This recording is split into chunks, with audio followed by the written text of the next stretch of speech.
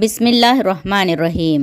ఒక వ్యక్తి హజరత్ అలీ రజియల్లాహు తాలా అన్హు దగ్గరికి వచ్చి, నాకు అప్పు ఉంది, ఆ అప్పు తాలూకు సొమ్ము నేను చెల్లించలేకపోతున్నాను, నాకు సహాయం చేయండి అని అడిగాడు.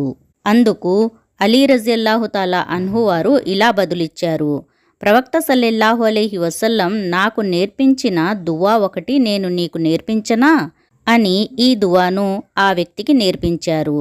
బిస్మిల్లాహిర్రహ్మానిర్రహీం.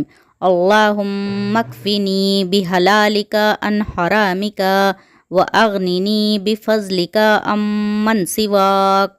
దీని అనువాదం, ఓ అల్లాహ్, నీవు ప్రసాదించిన పరిశుద్ధమైన సంపాదనతో నా అవసరాలన్నీ తీర్చు, అక్రమార్జన నుండి నన్ను కాపాడు, నీ కరుణా కటాక్షాలతో నన్ను నీ విషయంలో తప్ప ఇతర అన్ని విషయాల్లోనూ అవసరం లేనివానిగా ఉండేలా చెయ్యి.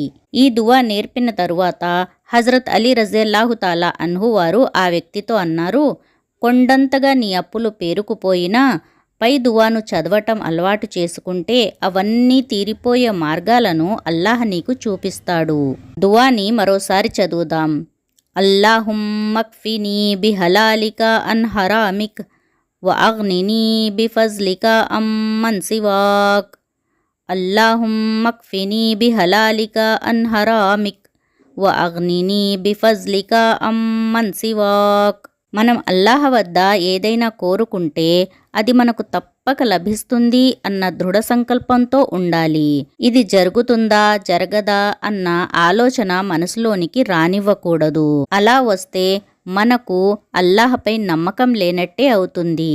ఎందుకంటే అల్లాహ్ ఏదైనా చేయగల సమర్థుడు అని మనకు తెలిసినప్పుడు మనం అలా అనుమానించటం తప్పు కదా.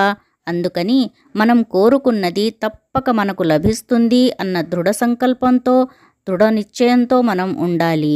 అప్పుడే మన దువా అల్లాహ్ స్వీకరిస్తాడు, మనం కోరింది మనకు ప్రసాదిస్తాడు ఇన్షా అల్లాహ్.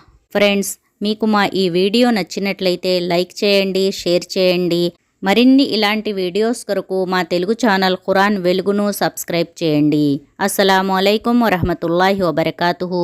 జజాకుముల్లాహు ఖైరన్ కసీరా.